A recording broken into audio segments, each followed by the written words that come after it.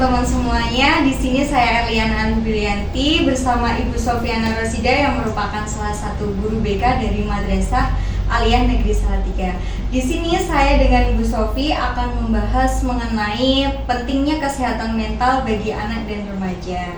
Mungkin langsung saja ya Bu Sofi, bisa saya bertanya kepada Bu Sofi. Menurut Bu Sofi, kesehatan mental pada anak dan remaja itu apa, Bu? Pertanyaannya saya kembalikan ke Erli. Menurutmu apa kesehatan mental? Kesehatan mental itu kesehatan, keseimbangan antara jasmani dan rohani manusia, sehingga dalam menjalankan kehidupan sehari-hari itu bisa mencapai kesejahteraan antara kehidupan dengan apa yang dipikirkan, sehingga tidak terjadinya stres yang berlebihan atau kecemasan yang berlebihan. Oke, keren sekali. Dan nggak usah wawancara, bisa itu kok. Iya. Terus menurut Bu Sofi, mengapa kesehatan mental dianggap penting seperti halnya kesehatan fisik? Gini ya, Nduk ya. Jadi mental itu justru malah lebih penting memang daripada kesehatan fisik, karena orang yang sakit ketika mental dia itu kuat, cara berpikir dia bagus, itu insya Allah pulihnya akan lebih cepat daripada yang mentalnya down. Jadi misal ketika sakit kemudian melihat penyakitnya, kemudian bersedih, itu akan semakin menambah sakitnya. Tapi ketika mentalnya bagus, ini sakit ini karena memang pemberian Allah, ini nikmat dari Allah, ya udah saya jalani aja ini dengan tetap bersemangat. Nah kalau gitu pasti sembuhnya akan lebih cepat gitu. Berarti kesehatan mental itu sebenarnya sangat berpengaruh dengan kesehatan fisik. Iya, betul. Terus kalau penyebab gangguan kesehatan mental pada remaja itu biasanya apa, Bu? Gini, jadi remaja itu kan biasanya pemahaman dirinya masih kurang. Dia masih belum bisa memahami apa yang terjadi di sekitarnya pun kadang dia belum bisa. Misalnya gini, seperti kasus-kasus yang Bu Sofi hadapi ketika mendampingi anak-anak itu, ketika dia misalnya tidak punya teman atau terisolir, misalnya dia tidak terbuka dan tidak berdiskusi dengan teman yang lain, tapi dia malah misalnya googling, cari temen yang di di sosial media, dan itu itu justru malah menjerumuskan karena dia belum bisa memfilter dirinya gitu. Jadi krisis identitas dan persepsi dia yang keliru terhadap media sosial itu justru malah memantik gangguan karena tidak ada yang memantau gitu ya, karena tidak ada yang membatasi mungkin juga. Terus biasanya remaja atau anak-anak yang mengalami gangguan kesehatan mental itu ciri-cirinya seperti apa, Bu? Kalau yang saya pahami, kalau di madrasah itu biasanya anak itu kurang bersemangat ketika datang ke sekolah, ya datangnya terlambat, kemudian di kelas juga sering meletakkan kepalanya di meja, kemudian berangkat sekolah itu kadang berangkat, kadang tidak, begitu. Biasanya tanda-tandanya itu di situ. Loh, ini kenapa ya anak ini kok kadang berangkat, kadang tidak gitu. Nah, ketika kita telusuri ternyata memang ada gangguan di mentalnya. Ada juga yang gangguan itu ketagihan game online kayak gitu. Itu kan juga gangguan yang harus diriset, kecanduan itu kayak gitu. Terus menurut Sofi, seberapa penting kesehatan mental di kalangan remaja dan anak-anak? Sangat penting ya, Nduk ya. Itu sangat penting karena remaja ini kan bersiap untuk menuju dewasa. Ketika remaja ini mentalnya sehat, psikologisnya sejahtera, maka nanti ketika dia dewasa nanti akan menjadi orang yang tangguh, orang yang kuat gitu. Jadi kita berpikirnya jangka panjang gitu. Kalau di remaja ini mentalnya sudah lembek, tidak kuat, tidak tangguh kayak gitu, jangka panjangnya pakai Dok, karena Iya. ini generasi ya, ini generasi bangsa. Iya. Kalau mentalnya tidak kuat, Iya, betul, ngeri. harus diasah dari remaja ya, Iya, Bu. harus disiapkan dari Iya. sekarang kayak gitu. Kan ini kan Bu Sofi ada sebagai guru BK di lingkungan madrasah ya Bu. Kira-kira apa yang bisa dilakukan sekolah untuk meningkatkan kesadaran mental pada remaja Bu? Yang bisa kita lakukan itu adalah pendampingan ke anak ya, pendampingan, dan kebetulan di madrasah ini guru BK-nya ada 6, jadi sudah Dok ya, sudah memenuhi standar ya, satu guru BK itu 5 sampai 6 kelas. Terus kita maksimalkan di layanan bimbingan pribadi, bimbingan belajar, bimbingan karir, dan bimbingan sosial, kita maksimalkan di situ. Terus dan kita lebih cenderungnya ke bimbingan kelompok dan pribadi karena kita tidak masuk kelas. Oh gitu, berarti insidensial ya Bu ya, ketika ada kasus anak terus membutuhkan konseling gitu Kita mungkin layani, Iya. terus juga kita assessment kebutuhan Oh, peserta didik. iya. Jadi dari hasil assessment itu akan terlihat anak ini bermasalahnya di mana, anak ini di mana. Nah, ketika permasalahannya di situ nanti kita analisis, anak kita panggil atau kita berikan bimbingan kelompok atau konseling kelompok kayak gitu. Berarti ada keterlibatan antara orang tua juga Pak Bu? Oh iya, kita kerjasama dengan orang tua. Kemudian kita itu P5 Oh, itu iya. ya, itu muatannya kita ke kesehatan mental. Oh berarti pernah ada kesehatan mental ya Bu, yang jadi tema, salah satu tema Oke, P5. oh iya. Setiap tahun itu, jadi sudah ini tahun kedua dulu. Oh, gitu. Tentang tema itu, dan di pembelajaran P5 itu mengajarkan kepada anak-anak juga untuk menjadi konselor sebaya, untuk mengajak anak-anak juga untuk peduli dan berempati kepada teman yang bermasalah ya, yang mentalnya kurang kuat. Dan itu sudah pernah kita lakukan di tahun yang lalu, itu di P5 itu ada kasus di dalam kelas itu. Anak ini secara akademis dia kuat, dia cerdas, tapi secara mental dia tidak kuat, lemah secara mental. Jadi ketika ketemu orang banyak dia takut, ketika masuk kelas dia khawatir, dia cemas. Nah itu kita melibatkan teman-temannya untuk berempati kepadanya. Kita kumpulkan teman-temannya itu, kita ajak untuk membantu si satu anak ini supaya anak ini menjadi kuat, anak ini menjadi berani. Dan alhamdulillah dengan empatinya teman-teman ini itu anak ini menjadi terbuka, dan alhamdulillah masa-masa krisisnya itu bisa terlalui dan dia bisa naik ke kelas 11. Saat ini dia di kelas 11. Oh, berarti anak-anak di madrasah ini kurang lebih sudah mulai aware terhadap kesehatan mental ya? Aware terhadap kesehatan mental, juga aware terhadap temannya yang mengalami gangguan kesehatan mental. Kita ajak mereka dengan pemantiknya P5 itu, P5 tentang kesehatan mental, terus kita ajak anak-anak ini untuk berempati kepada yang lain.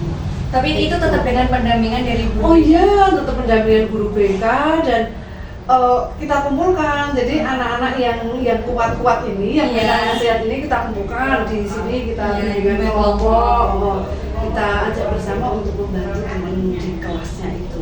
Ada 2 teman di kelasnya itu yang alhamdulillah sekarang jadi lebih baik ya, lebih terbuka, lebih mungkin mentalnya udah kayak melewati masa-masa krisis, jadinya kayak bisa menerima juga. Dan itu lingkungan jadi sangat mempengaruhi ya, betul. Punya lingkungan yang suportif seperti itu. Iya, betul sekali. Bagaimana upaya yang bisa dilakukan untuk mengedukasi remaja tentang pentingnya kesehatan mental? Upaya yang kita lakukan ya dengan itu tadi, melibatkan anak-anak remaja dengan kegiatan-kegiatan yang mendampingi teman-teman yang mengalami gangguan mental. Itu kan upaya kami supaya anak-anak aware dengan itu gitu. Terus kan kalau di sekolah itu biasanya anak-anak memiliki gangguan kesehatan mental karena akibat dari tekanan akademis ya Bu ya. Nah itu kira-kira itu bagaimana cara yang tepat buat mengelola stres secara akademis itu, Bu? Mengelola stres secara akademis ya. Ya, karena tekanan akademis gitu. Anaknya ini ya, Iya. anaknya ya. Anaknya memang kita ajak untuk memahami dirinya ya Bu ya. Tapi di luar anaknya itu kita tetap kolaborasi dengan orang tua. Oke. Jadi anak Tetap yang punya melibatkan orang tua. anak ini kita kuatkan ya Dok. Yang mengalami tekanan mental ini kita kuatkan dengan konseling pribadi, kemudian kerjasama dengan orang tua.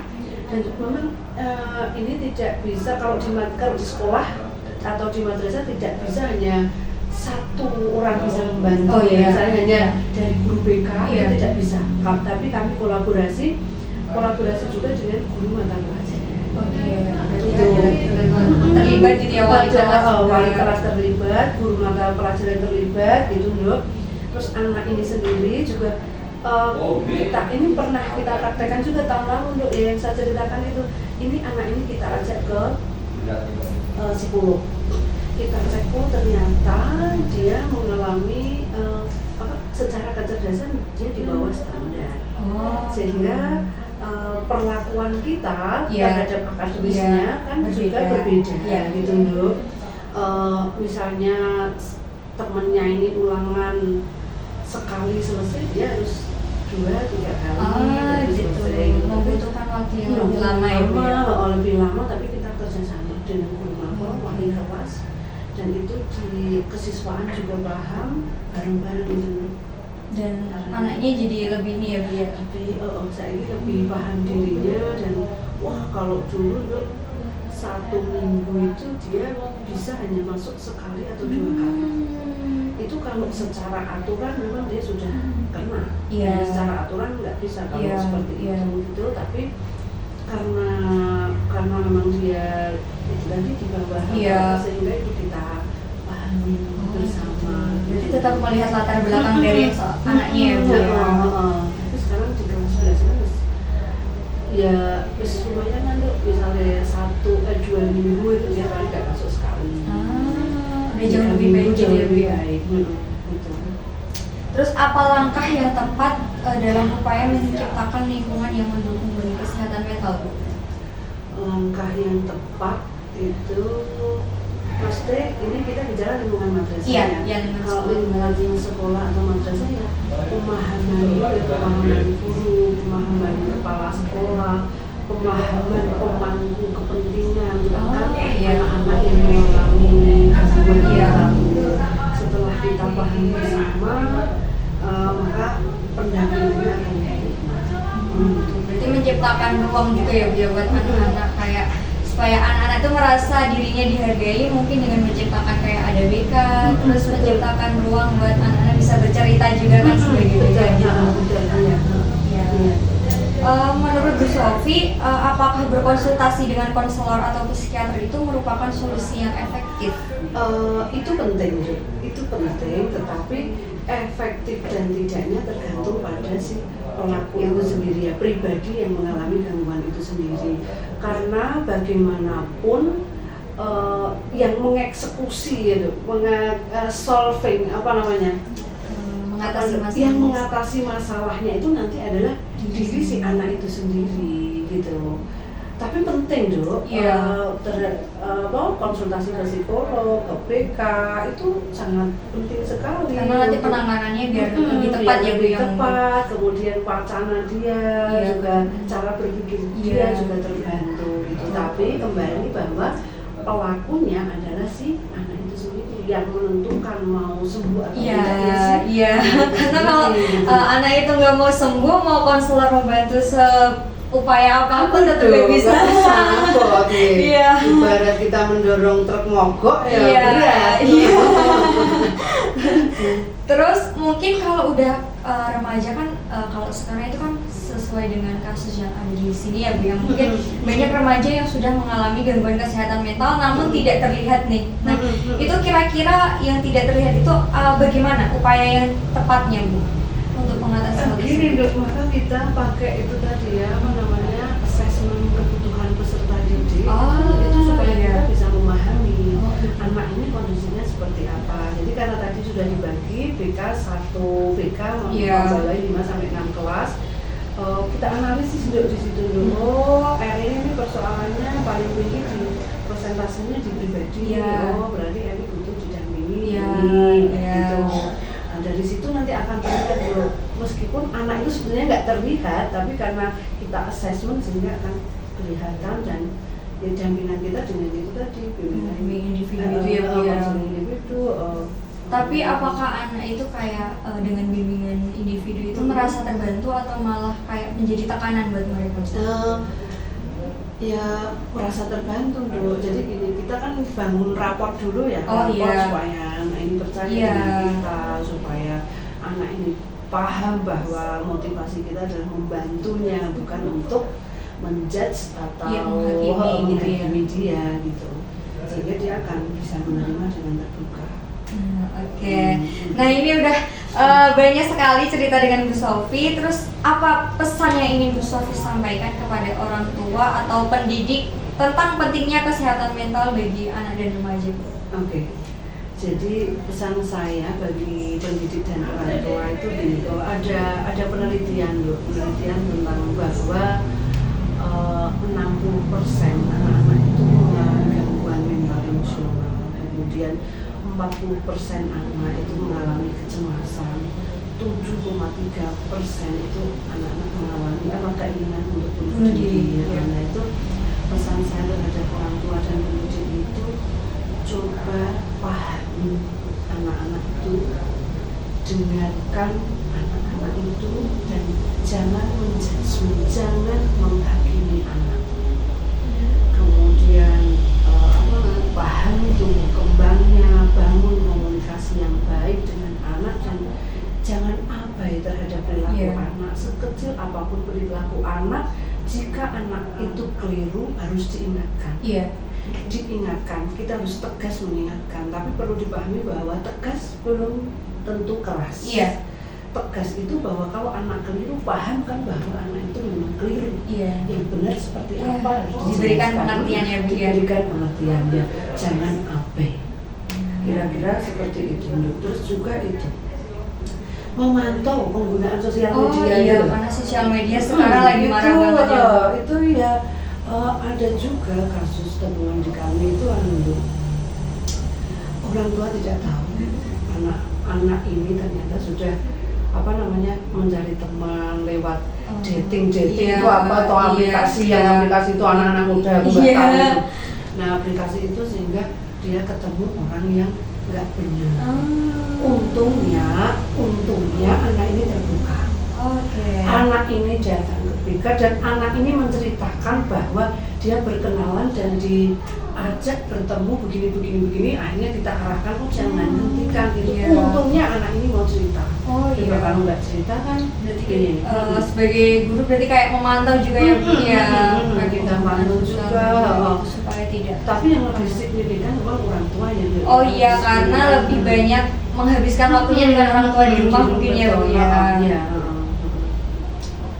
Terus pesan yang ingin Bu Sofi sampaikan juga buat anak dan remaja nih supaya bisa menjaga kesehatan mental gitu apa Bu?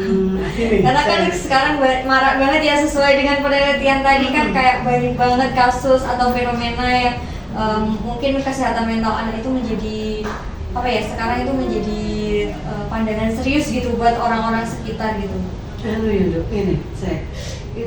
Pinter-pinter cari lingkungan yang positif, yang baik, yang aman, bergaul dengan teman-teman yang sportif kayak gitu. Sehingga ketika ketemu problem tuh kalau teman-teman yang support gitu kan asik bisa saling membantu kayak gitu. Terus juga kalau memang mentok ya harus konsultasi, percayalah pada guru BK, kalau yang mendekati pada orang tua itu harus terus itu loh overthinking kadang-kadang aku anak-anak itu loh urung dilakoni pelakunya urung kok wis wedi itu kenapa gitu. Takut nggak ngecap jalan aja belum kok sudah takut saya gitu sama anak-anak kira-kira gitu menurutmu piye Dok? Mungkin cari yang paling utama itu cari lingkungan yang positif dulu karena penyebab gangguan kesehatan mental dari anak itu biasanya emang dari lingkungan. Kalau lingkungannya baik, mungkin dia juga akan memiliki kesehatan mental yang baik karena mengikuti perilaku-perilaku yang positif gitu kan. Tapi kalau di lingkungan yang negatif juga akan meniru perilaku yang negatif gitu ya Bu ya. Betul. Lingkungan sangat berperan penting dalam kesehatan mental. Ya, mungkin banyak cerita ya dari Bu Sofi tadi sudah disampaikan oleh Bu Sofi seberapa penting kesehatan mental bagi anak, sangat penting sekali. Dan Bu Sofi sudah menyampaikan juga pesan buat para pendidik atau orang tua atau sedang dengan teman-teman yang mungkin sedang mengalami gangguan kesehatan mental. Baik, terima kasih buat Bu Sofi atas waktunya sudah menyempatkan waktu buat jadi narasumber.